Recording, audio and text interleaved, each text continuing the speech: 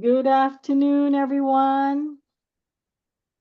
Welcome to our closing session. Hi. Hello. So I'm glad that everybody's here. So as we gather for this final session of the Change Symposium, let's take a moment to reflect on the energy and insights that were shared throughout the day.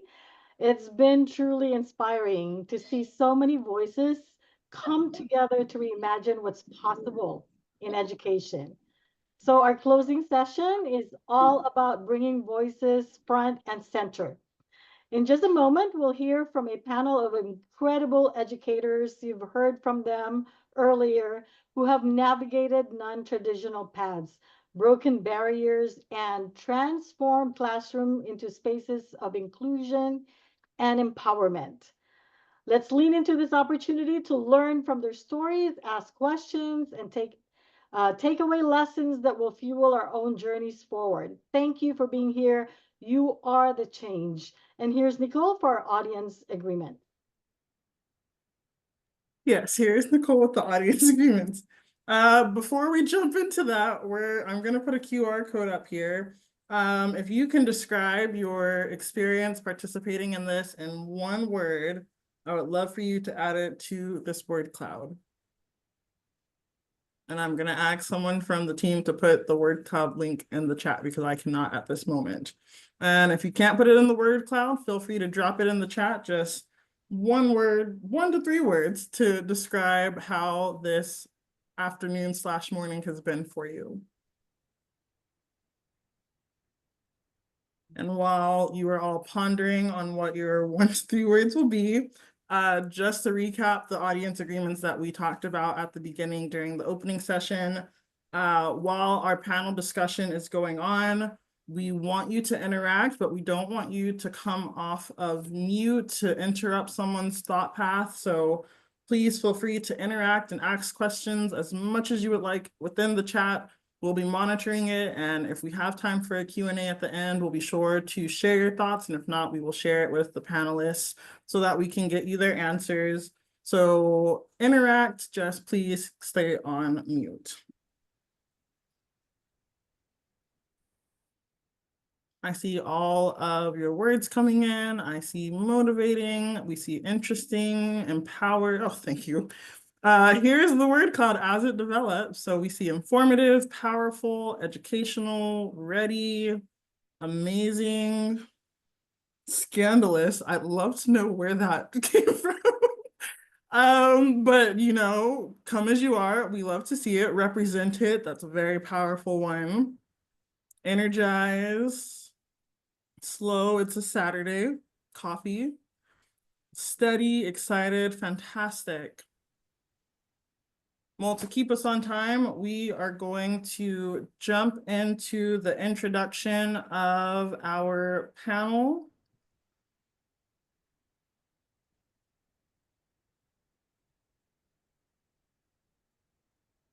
I'm not doing the introduction. Oh yeah.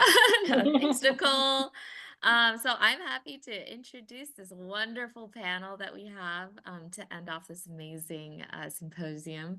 So the panel is on advocacy and equity, promoting gender equity in non-traditional pathways in education. So this panel is going to explore the critical role of advocacy in promoting gender equity in non-traditional education pathways in education.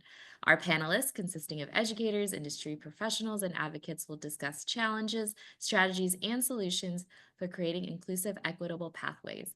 Attendees will learn about effective policies, mentorship opportunities, and community support systems that can help close the gender gap and empower the next generation of leaders in these fields. So I have the wonderful chance to be able to introduce Richard Gray from the Center for Collaborative Education.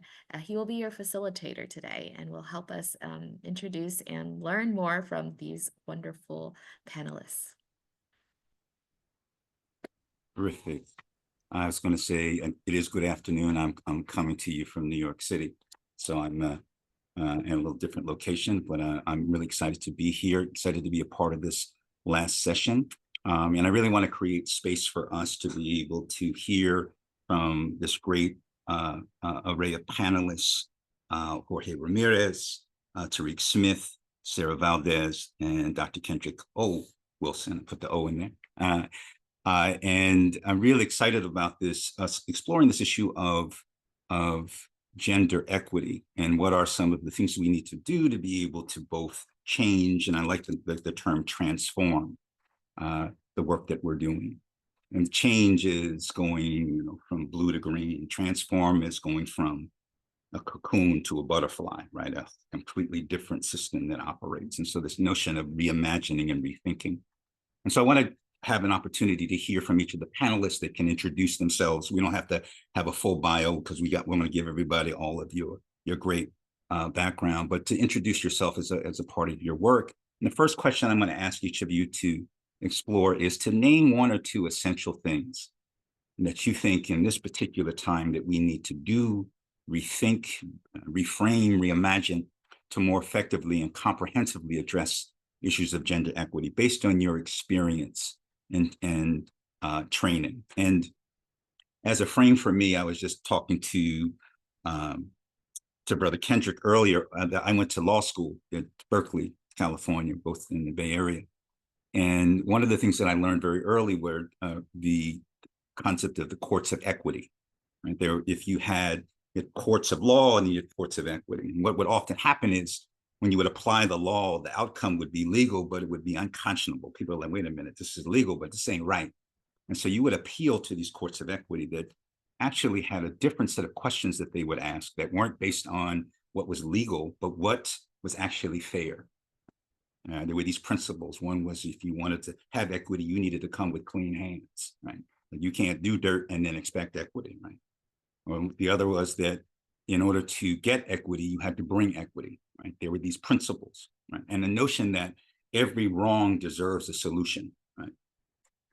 And the one that I like, that you base it on what should happen, not what did happen, right? And so these notions of fairness take into account not only whose accent, who you're talking about, but notions of access and really notions of context and history that impact what you do in this particular moment. And so as we begin to explore this question, I'm going to ask each of the panelists. I'll start with Jorge to just, again, give us a frame of one or two essential things that you think are critical and have been critical for you and your experience and your time on really addressing this issue of gender. I'm really interested in hearing. My mother was a teacher, and she said, one of the things I know you do early childhood is that you don't have a lot of men in early childhood. And she talked about it as something that we needed to address. So I'm really interested in hearing your experience. Hey, Richard, thank you for that. Yeah, early childhood education has been my career for the past 24 years, and I didn't stumble upon it. I wanted to be in education, just didn't know at what level. And when I took my first child development class at East LA College, and I understood about a lot of my way of thinking, I critically analyzed why my culture is the way it is, not that it was, because it continues to be that way. Which leads me to one of the first things that I think society really needs to think about is understanding what our own biases are and where they stem from. This includes cultural norms. I think a lot of the times we take our culture as a base for how everyone should be treated and how we should view everyone, not realizing that our culture can be very biased. Also, an awareness of the institutional racism that goes on with how education is being presented to students. This notion of equity versus equality, it's an argument that needs to be had with young children, and I have that with my children in the preschool classroom. Obviously, it's not the same conversation that I would with my college students, but I'm using a toy, but I want you to share that toy. Right, but sharing is not forced upon, right? But I want you to share. So children start to manipulate that word. And sometimes parents feel this sense of like, well, I want my child to share. Right, but we need to understand what's equitable and what's equity, and inequality. Just because you're in the classroom, yes, you do have equal rights to the materials that we have, but you don't have a right to come in here and to phrase that word into manipulating it to have children, force them to do things they don't want to do. This has a lot to do with the way we were brought up, right? That's why I mentioned about our understanding our own biases. With young children, one of the things that I also like to push on is understanding they have rights. And those rights stem from them having equitable access to everything that we have in the classroom. I think young children, for me, young children is a really good starting point into developing these shifting of mindsets and how we're educating children long term. If we can start these conversations at a very young age, then I think children will take that and eventually grow on and have that opportunity to shift the way we see things in education and in society. Thank you, Jorge. That's terrific. It made me think. I'm reading a book by Stuart Brown about the role of play and how it creates different kinds of engagements, and the role of play even for adults in creating empathy and different ways of being able to engage that aren't structured and allow for flexibility and imagination. So when you were talking about engaging young people in this conversation directly, it felt to me like purposeful play that allows them to be able to develop on that. And that leads me to Tariq Smith, who I know that you've done work around mentoring. I grew up there was a community center where there was these type of engagements, and the engagements happened in spaces where we were connected with adults or even older peers that created real kinds of different ways that we saw each other, and actually different ways that I saw women. I saw women leading in that setting, and so it created a different mindset for even gender. So Tariq, I wanted to give you an opportunity to address the question of one or two things that you think are essential that we should be thinking about. Ooh, all right. Well, thank you for that, Jorge, and thank you for kind of recontextualizing the question for me as well. I think my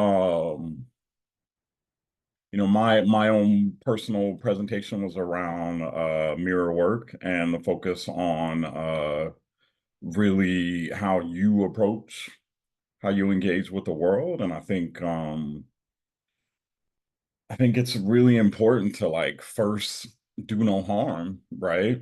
I think it's really important to consider how privilege works and like how multifaceted privilege can be, right? I love that Jorge centered like how do you tell a fish that they're in water, right? If that's like their natural environment, they might not really question the impact that they can have in what feels normal or natural to them. And so I think for me, I'm always engaging with and interrogating like who's at the center, right? Who feels like they have the most birthright oriented access to power, who feels like, oh, these are the goodies I'm supposed to get based on how I'm situated, right?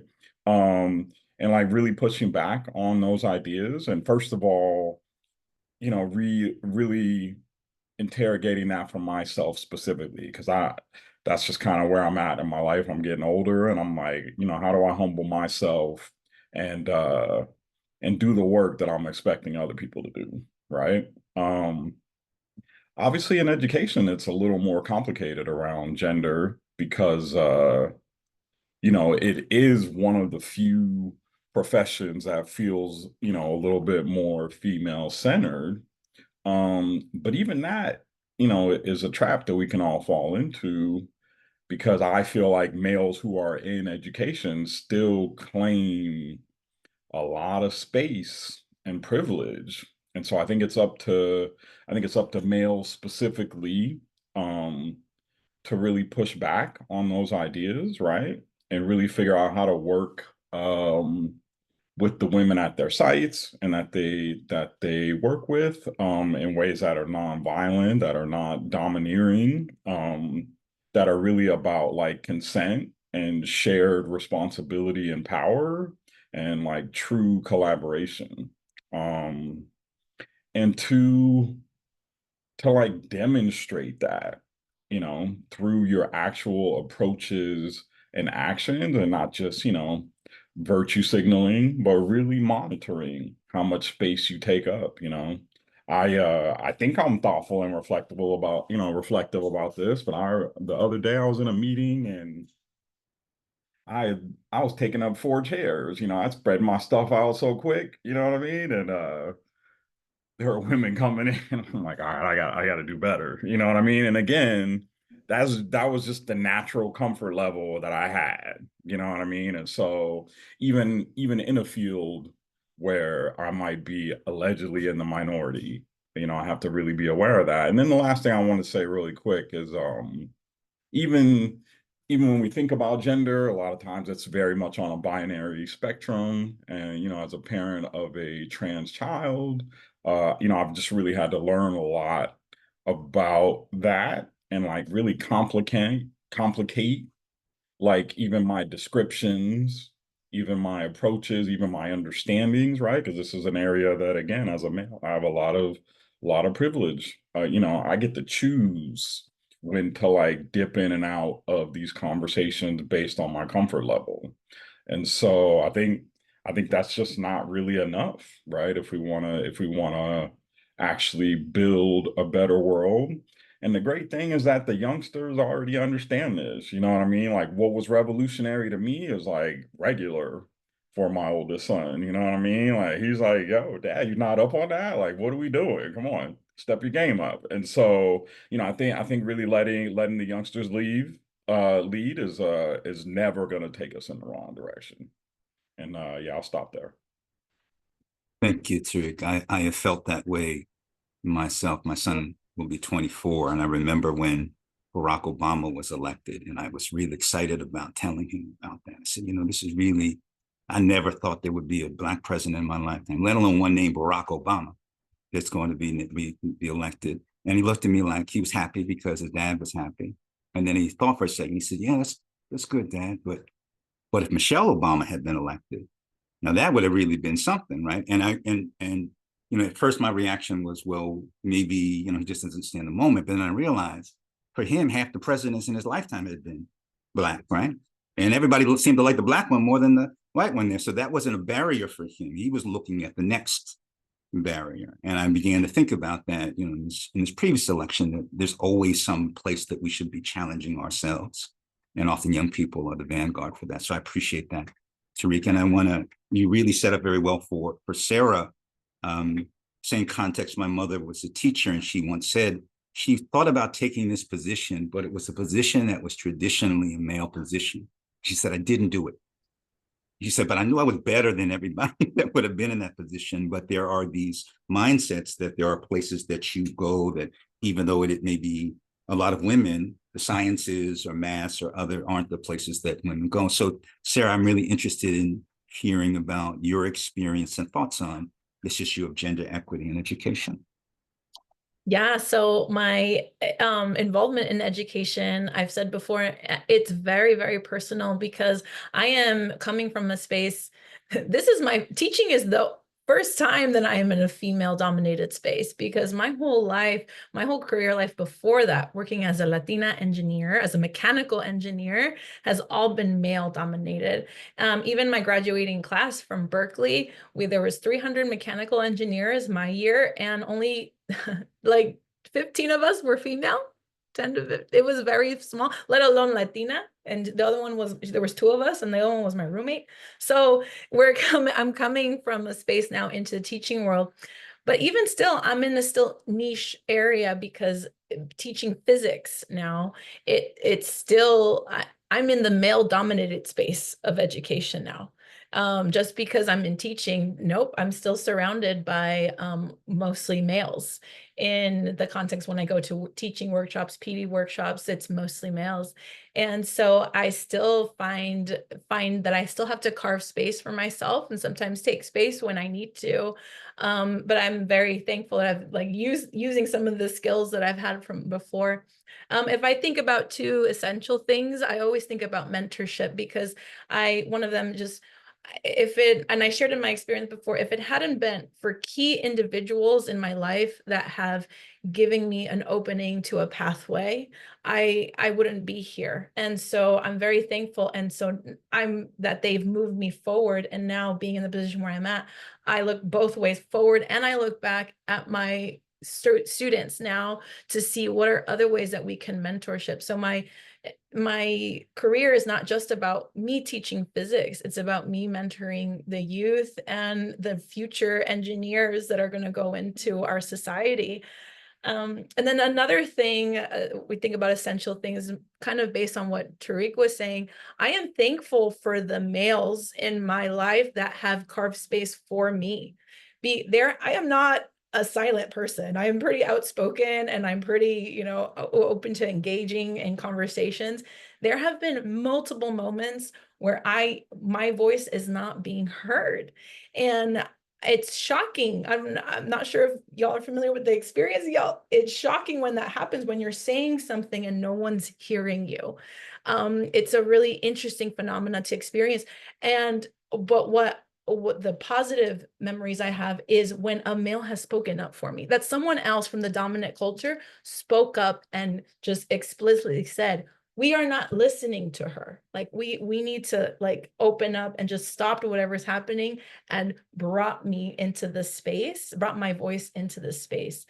It is a rare occurrence, but it has happened. I've seen it. When it does, it feels amazing. So I think that's something that we need to think about as well, that if we are in the positions of power, when I'm in my positions of power, I think too, what can I change? Who is being silenced? I look around. Who do I need to bring into the conversation to make sure that we are all being inclusive? So those are just a couple of things, that I think about.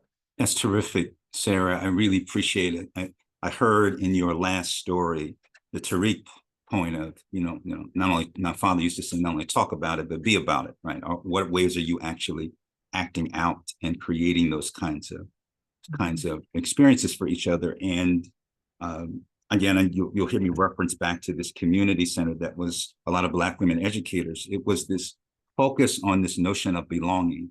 How do you create a space where people feel like they belong? And one of the essential things is being heard and being seen. And so how do you create spaces where people are able to do that, and do that in ways that may break down gender barriers? And as I lead into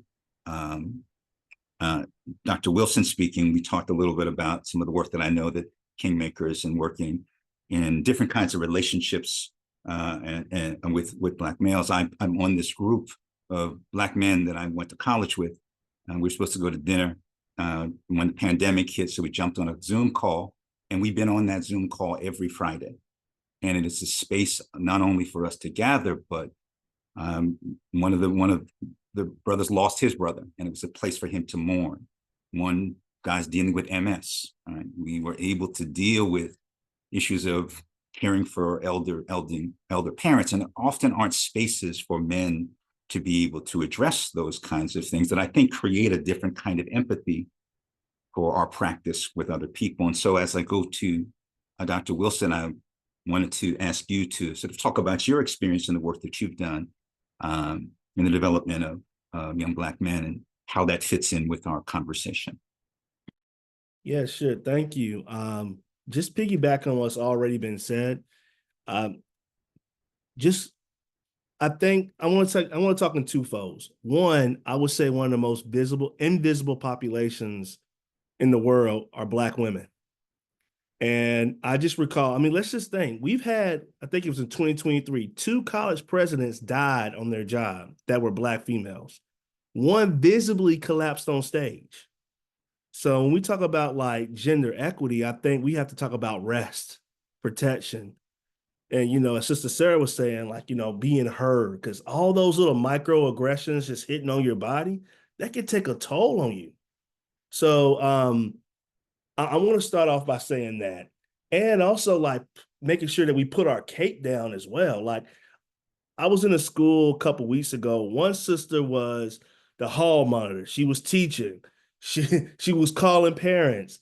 She was she was doing PE, just doing everything as I saw her male counterpart just sitting there, just like being an average white male. And I'm just sitting here like what?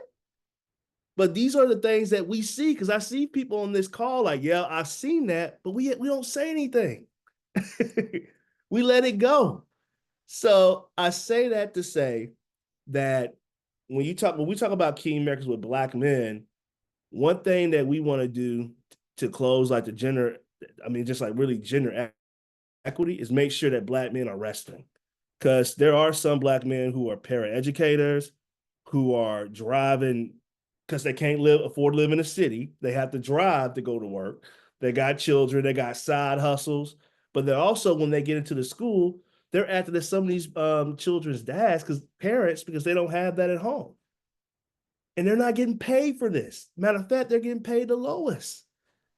So when we talk about equity, I'm going to piggyback on everything that's been said right now. Like, I really think that there should be a Black and brown tax for the work if we really want to talk about equity, but also just rest too. And rest doesn't always have to look like paying. Rest could be like, if I'm a supervisor or if I'm a building leader, like, I see the work that you're doing. How about you take every other Friday off and just rest? So self-care. Yeah. So to be clear, self-care. That's where I see like we need to reframe and reimagine when we do this work of making sure that we hear this on airplanes all the time for those who are privileged enough to ride airplanes. Put your mask on first so you can help others in case of an emergency. But we're not practicing that within the education system. So to be clear, self-care, and it's a healing journey, and pay. Yeah, that's all I got. Yeah. Well, that's pretty good. That's all you got. And I do appreciate there was actually, I think it was 2 Black women who started during the pandemic something called the NAP ministry. Right? It was this idea as we went in and when we were in this pause. And I don't know how many people who do. I think it's true for educators. I know it's true for people in social justice work. Used to say, I haven't taken a vacation in 5 years, and like it's a virtue, right? I think that's something that we should be proud of, right? And not knowing that in essence, we are really, contributing to our own demise in that. And so this idea of even reimagining the way that we think about work and our engagement with work, reimagining the way we think about play, because some play is purposeful, but it's also invigorating. And so that it is really an opportunity for us to think about that. And as you said, and I think it's an important thing for us to do that, very often the folks who are leading those kinds of examples are women. And I think we need to sort of recalibrate the way that we are in relationship to what needs to be done. And so we've had an opportunity to go through. Everybody's had a chance to hear everybody. And so what I wanted to do to give ourselves some time, I see we have some questions coming through, is just to go back and have each person sort of reflect on not only what you said, but what you heard. There may be something that sort of resonated with you. And I'm going to go in reverse order, which means that Brother Ko, you ended, and so you will begin. He said, man, I gave you more time in the beginning, and so that's why I'm tap dancing right now, to give you a little time to think while we're getting it together, to sort of just think through your thoughts about. And we have all these folks here, and Zoom is often a difficult medium to sort of take away, but to sort of say, as I've heard what I said and what others said, what are 1 or 2 things that you think folks should sort of take away from this conversation that they should take with them, either apply to their practice or in the way that they think about the work that they're doing? And I'll start with you, Brother King. Man, put me on the spotlight. I did. I'm sorry, bro. Well, I'm just going to piggyback on something that you alluded to when you said that when you have folks bragging about how much vacation time they have. I think that we have to move away from that grit and grind type of mentality in labor, where I'm just thinking about like some of the kingmakers talk like, hey man, I'm out here grinding, I'm doing this. And I'm like, are you saying this as a good thing? Like, brother, you look tired. Have you rest? Like, you got these vacation hours for a reason, use it. Like, I know people who like won't even not even go to work because they want to save their sick time. Like, they'll go to work because they want to save their sick time, so they'll go sick. So one thing that I will I take away from here, from what I'm hearing about from the whole panel, is one, rest. Rest is important. Please rest, because you get irritable too. And if we want our babies to learn how to read, we need folks who are there that are like very attentive to their needs. And it's hard to be attentive to folks' needs if you're not doing your own self. So just as Brother Tarak was saying about like the mirror work right there, and also with the healing journey. So we have to be able to look ourselves in the mirror and like, okay, what do I need? And also this whole concept too of decentering yourself too, because like I just saw in the chat, like we come in with some type of power and margins, right? And how can we decenter ourselves and make it about the students? That's the biggest thing. I see some folks like, I want to come in and save it. I'm like, yo, fam, this ain't freedom riders. So like, this is about the students. So how can we decenter our experiences to make sure that like, we're not trying to put what happened to us to those students in front of us. So that's what I've heard like through the panel, and that's all I got to say. Like it's a dope panel. Yeah. Very dope. Dope is that is very, and I'm appreciating it, and I'm seeing clearly as you name some consistent themes in the principles that people are sharing. Sarah, I'm going to give you an opportunity to share your thoughts. I really like what Keo was saying about student center. That's bringing the students at the forefront. Like they are why I'm in the classroom. And so we need to make it about them. Putting the ownership, I think what I want to take away is put ownership on us. What work are we doing on ourselves?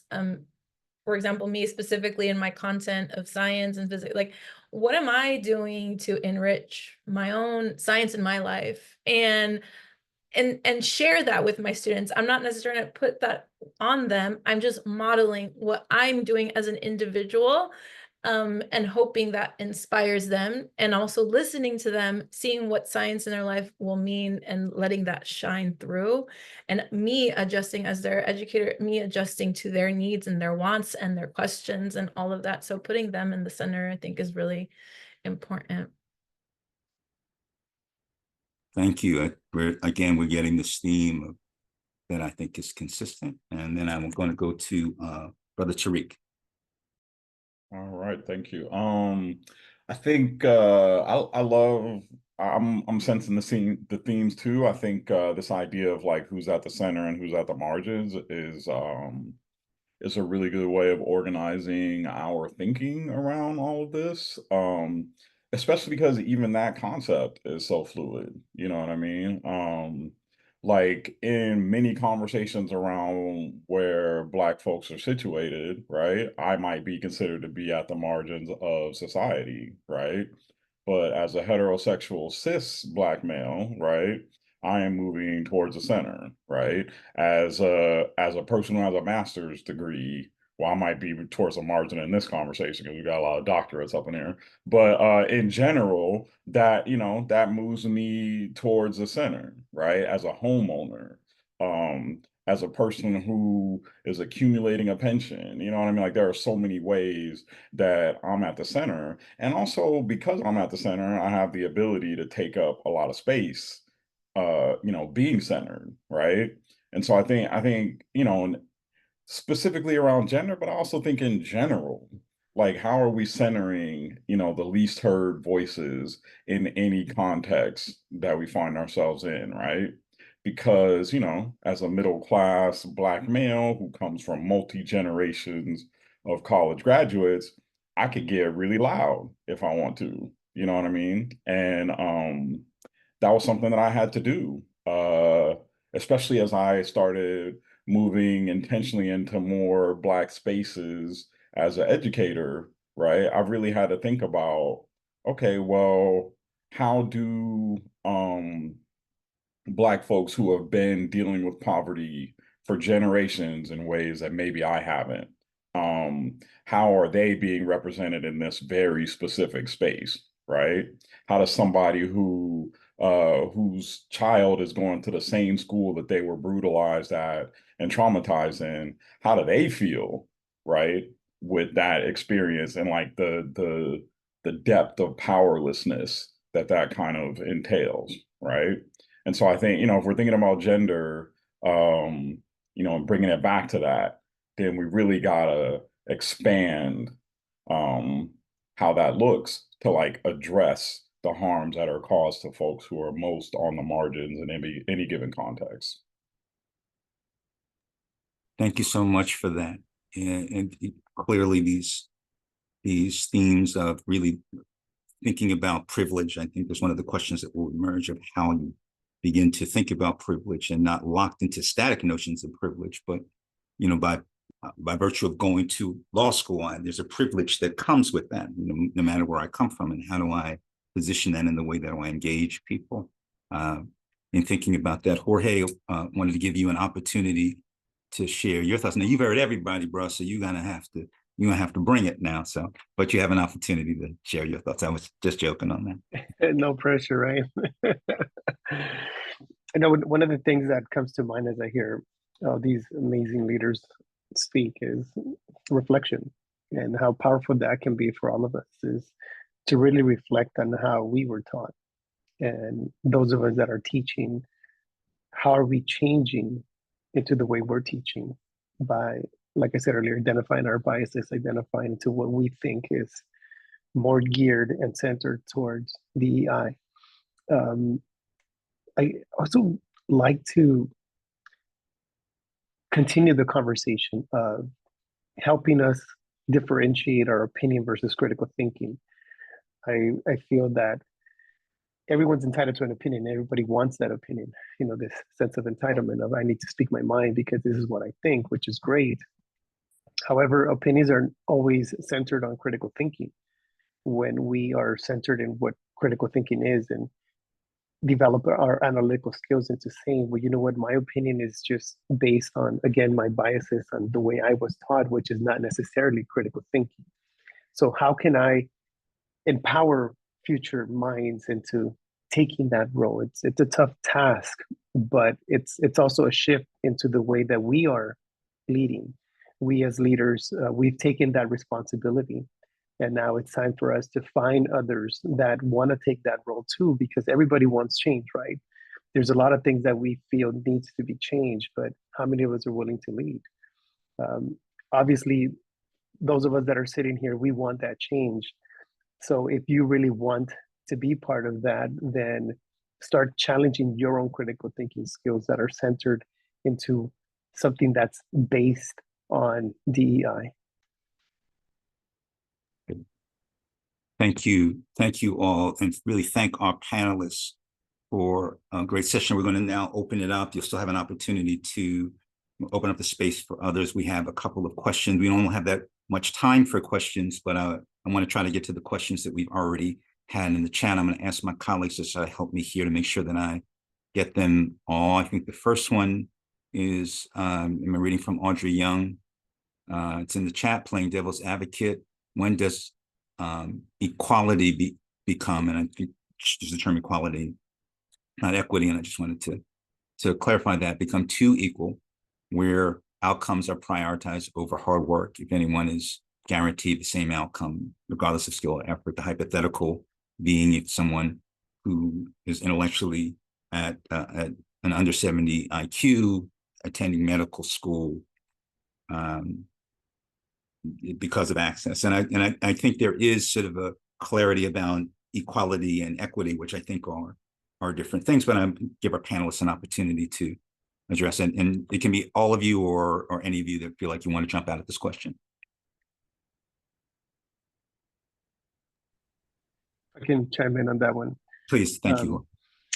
I had this conversation with Pacific Oaks College, executive director of our children's school. We were talking about hard work, and you can't negate hard work from anybody. Everyone's way of hard work, it looks very different. What hard work to you might be very different to me, depending on what resources we have, and we're never going to negate that.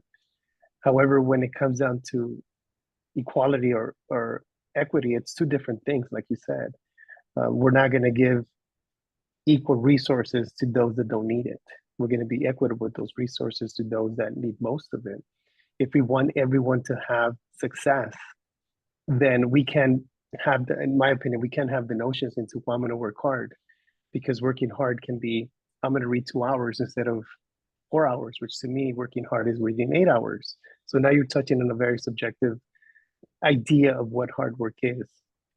I think when we have, again, critical thinking and analytical skills into, well, what is it require for me to be successful? Whatever success is to you, am I willing to put in my best effort into that?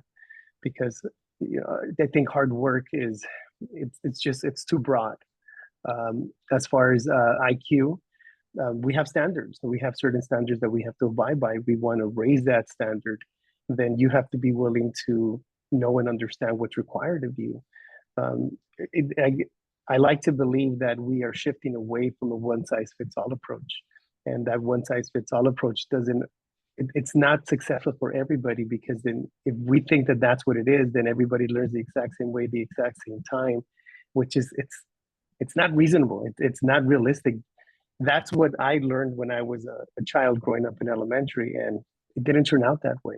If teachers know how to differentiate instruction, know how to properly scaffold individuals to their own individual success, and that's how we build individuals, which I think is the lead for this change that's much needed.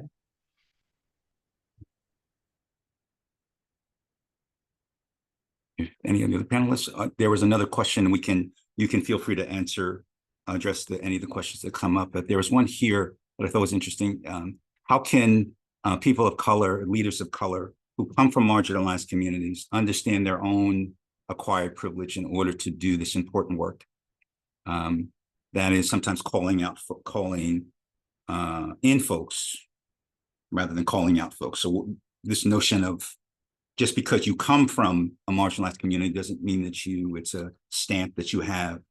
I realized, I remember, I grew up in South Jersey, and I remember going to Boston and realizing I did not understand Black people in Boston. Like, I could not figure it out, what was going on. Like, I'd been Black all my life, and I was like, why can't I figure this out? And then I realized what I was calling Black was actually Southern Black. And there was a whole group of Black folks there who had a tradition of growing up in the North, right? And so in me, as a Black person, had to say, I don't have the privilege of saying what is Black, what that experience. I had, in some cases, to be a student of that and be open to changes. And so this notion of being a person of color and having privilege and balancing the privilege, I'm sure each of you have had to experience that. What's your thoughts on this question? Can I chime in? Please, Sarah. So as a science person, the work of inner reflection wasn't something I had to do. In my curriculum, in my university program, every course that I was, taking for my major was technical, mathematics based, physics based, and that's it. There were only 6 classes my entire 4 in some years, right, during university, that were outside of the technical world. And this is where I realized that was, for me, my experience in taking those classes. I signed up for classes that other people recommended, just not even really thinking about it. And I ended up taking African American studies, Chicano studies, Native American studies, where for the first time in my young life, I was being asked to talk about race, talk about what that meant, privilege, and I was asked to do that inner work and inner reflection on what privilege means for me, for other groups. And so that's where I value the courses where we talk about like critical race theory. I value that experience because I was in hardcore science classes doing physics nonstop every single day. And it wasn't until I walked into those spaces where we stood in circle and we discussed ourselves that I was given the space and I was prompted to think and do that work on myself. So I was guided, right, with the instructors there. So just taking advantage of that. And I'm very thankful that now, like in California, for example, we have that requirement for high schools to do that. And so it makes me sad when I hear of others saying, oh no, we shouldn't teach that in schools. I'm like, we should absolutely teach it in schools, because if it hadn't been for those 6 courses that I took, right? And then I elected myself to take more because I loved it so much. But that I was asked to do, then I would have never done that work. I would have never been prompted and guided to have done that. So just really valuing that, ethnic studies, all of that. So. Thank you, Sarah. Any of the other panelists want to respond to this question? Sure, I can give like a minute, like 30 seconds or so. Piggybacking on what's been said, especially you, Brother Richard, so I'm born and raised from Birmingham, Alabama. And I remember when I came up from Birmingham to Seattle, Washington, it was just a different type of experience to racism, being a Black man, that I faced in the Deep South. And as I started doing my dissertation, I really wanted my framework to be the regionalization of racism, of how folks move in these spaces that, because what works in Alabama might not work in Washington State or vice versa.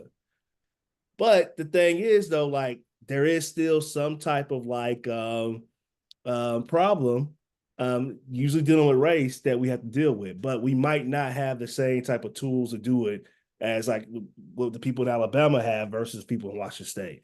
So I say all that to say that when it comes to identifying what privileges that I own, I always think back of my experiences in Alabama versus people where I am now currently.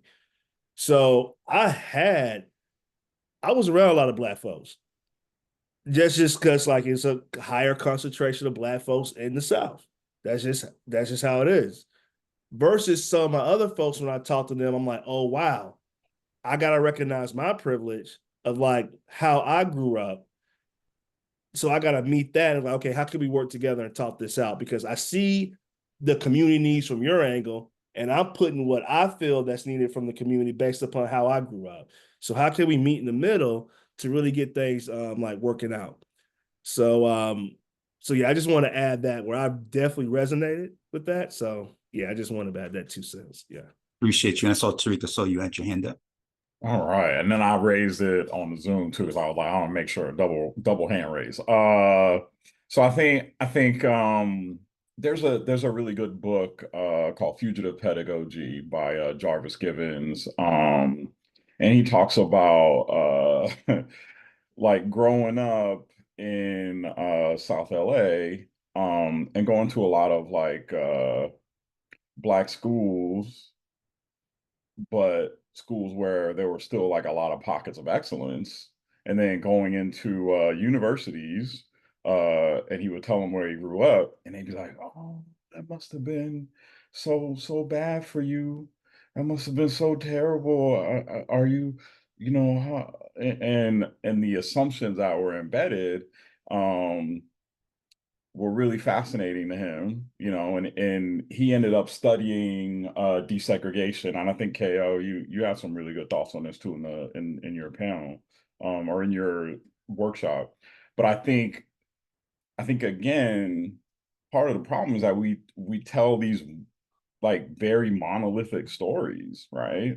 That are violent in their omission of the complexity and nuance, that all of us bring with our identity. And so, he really illuminated that people problematize, and of course there were features of segregated education that were absolutely terrible, but that's not the end of the story. The most disappointing part of the end of segregation is how much it displaced Black excellence, right? In terms of educators who were absolutely thriving and doing amazing work, and really liberating, Black folks. And I mean, we all owe newly freed slaves for public education anyway, right? And that's a completely forgotten element of how we think about how public education works. And so I think all of that is a long-winded way of getting at this idea, let's interrogate these stories, or what is presented to us as accepted fact, that really just continues to further the already existing power dynamics, that have existed in this country for hundreds and hundreds of years, and that really aren't that useful for people of color. So it's time for us to keep casting those things off, right? And keep interrogating, you know, the uncomfortable ways that we're positioned. And I appreciate that. And we have one more question and then we'll wrap up. And I really have enjoyed the engagement. And it's a corollary to what we just described in the question. And that is, there's one thing to sort of identify the privilege that you have. And then there's another to sort of that we internalize a lot of the feelings about our race and our gender. Internally, there was a question there about sometimes women are harder on women than they are on men, or Black folks are harder on Black folks because we internalize a standard of that practice. And so how do we begin to think about ways, like you said, through this reflection in this mirror, to not only look at our privilege, but to look to what extent we see as someone was saying, we see as normal things that create spaces where people aren't seen or aren't heard, and how do we engage that in a way that actually breaks down that paradigm or destroys it? Anybody on the question, and then we'll wrap up.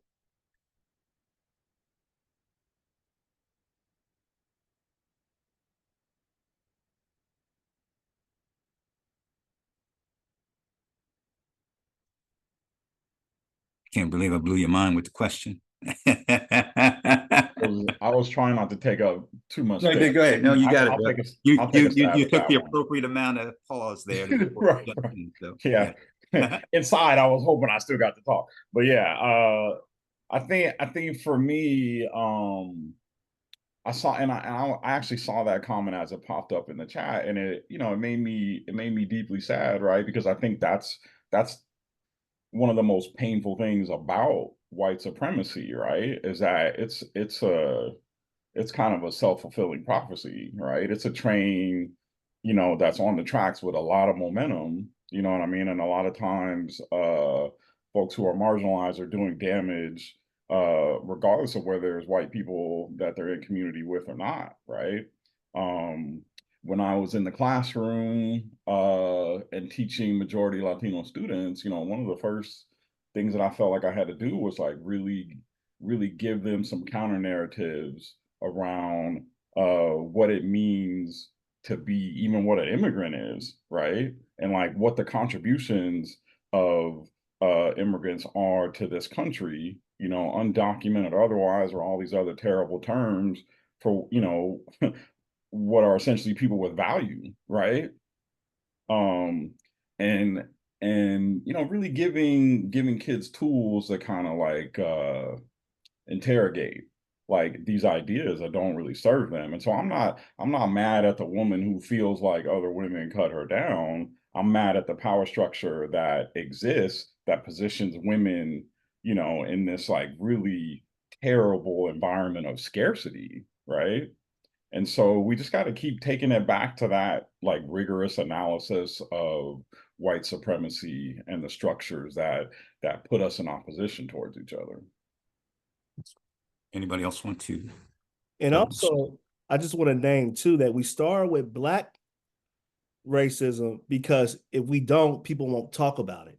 So I hear things in the chat talking about like other races. We don't want to make this a race Olympics and other things. And but also I just want to be clear. Y'all have been in meetings where y'all know something somebody should bring up, like, hey, this is really impacting Black folks, but no one says anything.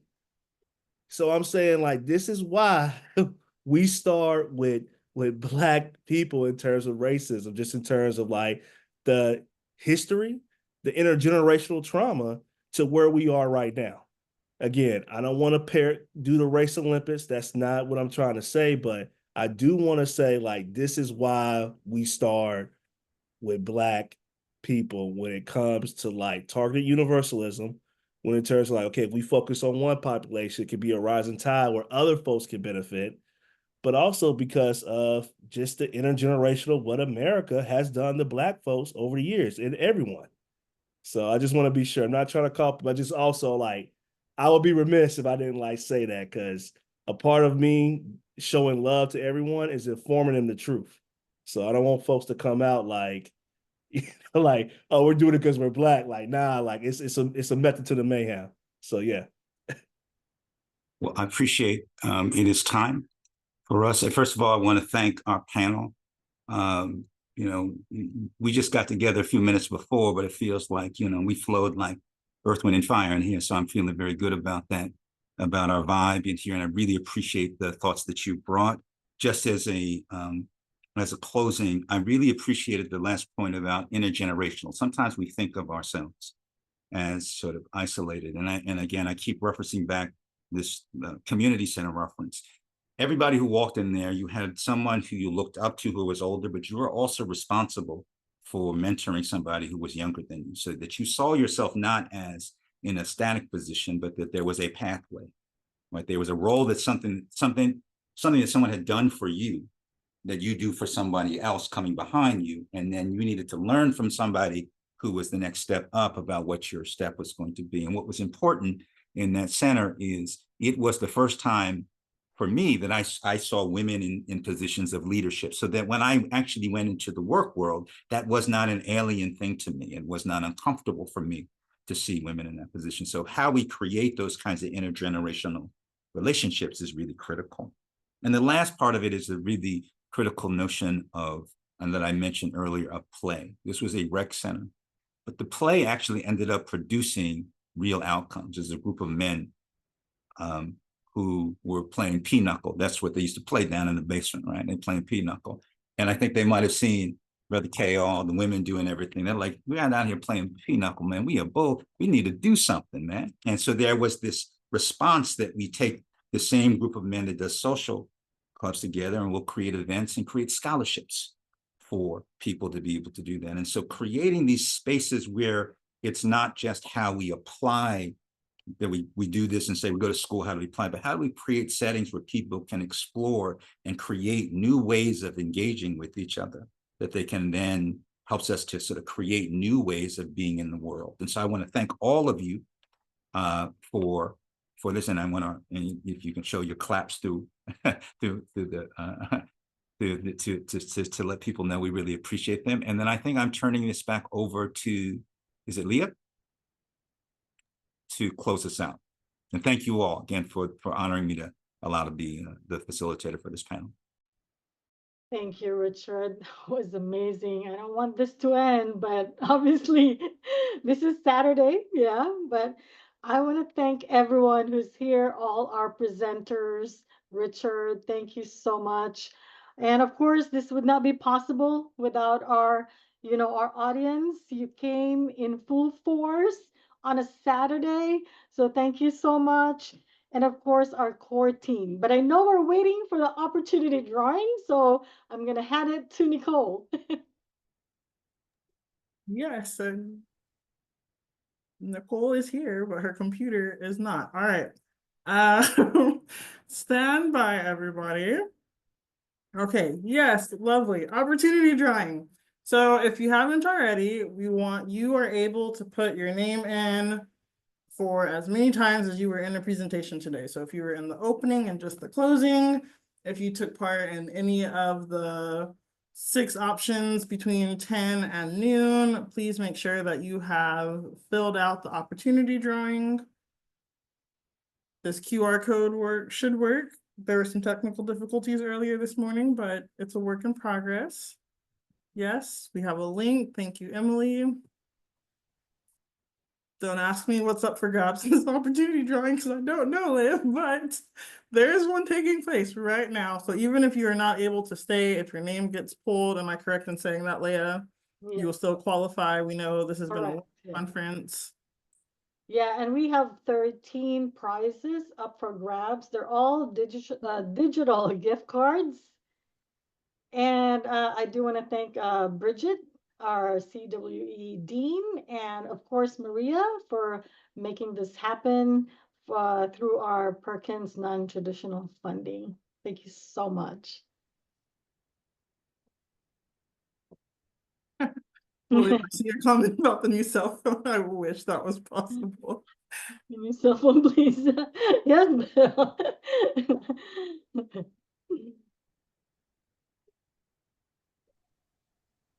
All right. Hello, I have a Yes. question. What happens if the code doesn't work? There Because- is a link in the chat. You can click that link and it should take you to the exact same form. Okay, because I tried to do it in the first one that don't let me go in. And I was thinking was my phone, but that happened in the other one. That's okay. So if you were at this one and the opening, you resubmit this form as many times as you were present. So if you went to 3 sessions, you can submit this form 3 times. If you went to 2, so on and so forth. So if you didn't work for you all in the opening session, that is okay. You can resubmit it right now. It's the exact same form. Okay, let me try because I don't know what happened. Then I need to be sure because I'm stay here since 9 to Yes. right now. There's a reminder in the chat that the recordings will be available from all of the sessions on the Change website. There was also a question earlier that if you need proof of professional development, when we send out our follow-up, there will be a link to the certificate of attendance. It's a very straightforward process. You'll fill out the form, confirm that you attended at least 1 session, and it will email you the certificate. Okay, let me try to get. That is one that said opportunity drawing and surviving in the message. Okay, let me try.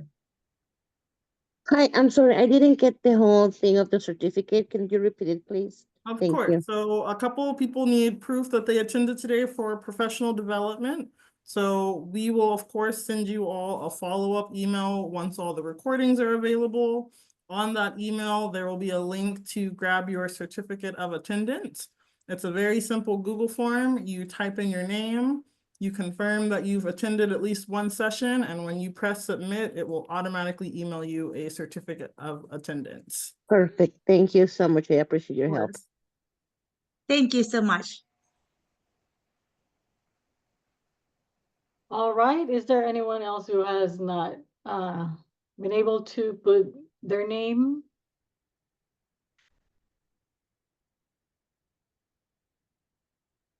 All right. I don't hear anyone. So I'm going to go ahead and grab everybody's name.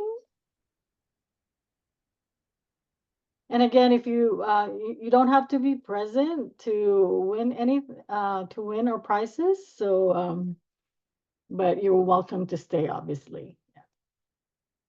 All right. Where is my wheel of names?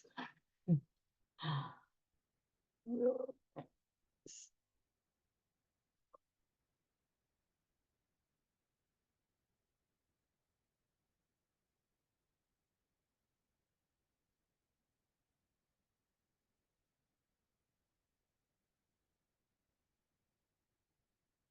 All right, we're ready. Okay, can everybody see that? Give me a thumbs up. Yes. All right.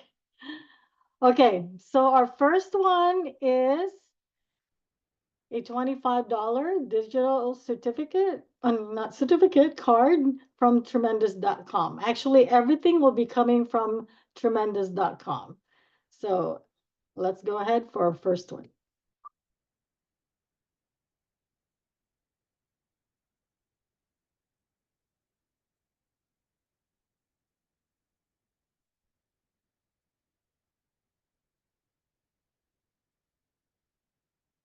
All right, Vicky Rand, Washington, and we do have someone who's recording this. So let me know, Yvonne, or Yeah, we're good. We're good. I got it. Okay. Yeah, keep going through. We got it. Second one, $25 gift certificate or the gift card. I don't know why it's. All right, Leticia Castro. And again, another $25 gift card.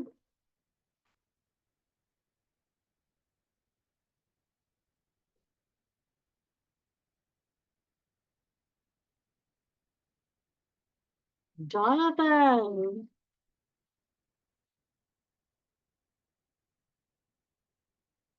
All right, so we have 8 of this, so let's keep going.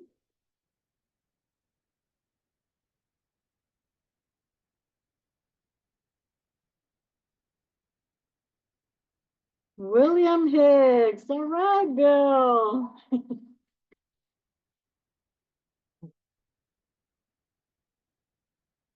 One more.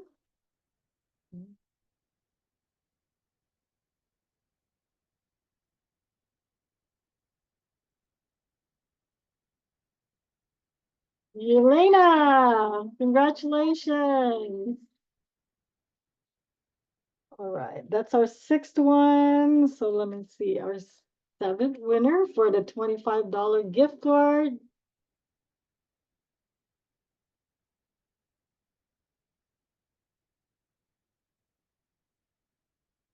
Rosabelle.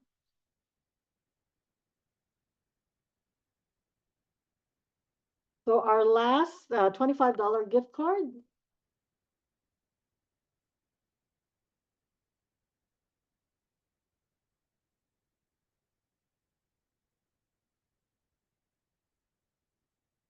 Jacqueline, congratulations. Okay, so that's all right. The next one, we're going to have 4 $50 gift cards. It's going up, getting serious.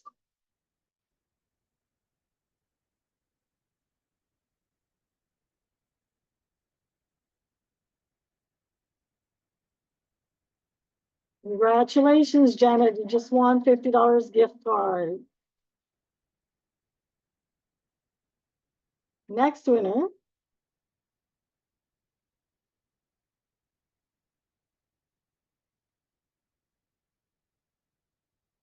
Lupe, congratulations.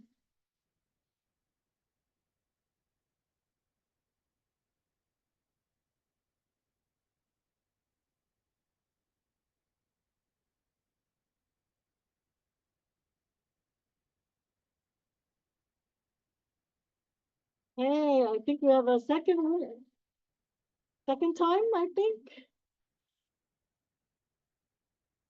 All right, let's move on. So that was our third one for $50. So this is our last $50.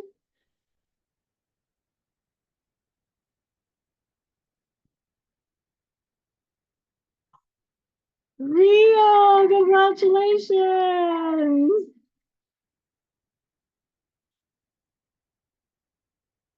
All right, the last one, our last prize is a $100 gift card. So I wonder who's gonna be the grand prize winner.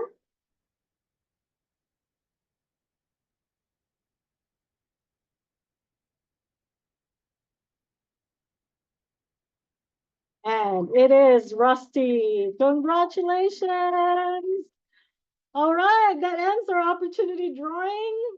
Thank you, everyone. And we will be getting in touch with you with the recordings and, of course, all our resources. Thank you, everyone. I appreciate all of you and enjoy your Saturday. Thank you so much. You too. Thank you. Thank you, Gail. I see you, Wade. Tariq. Thank you, Bridget.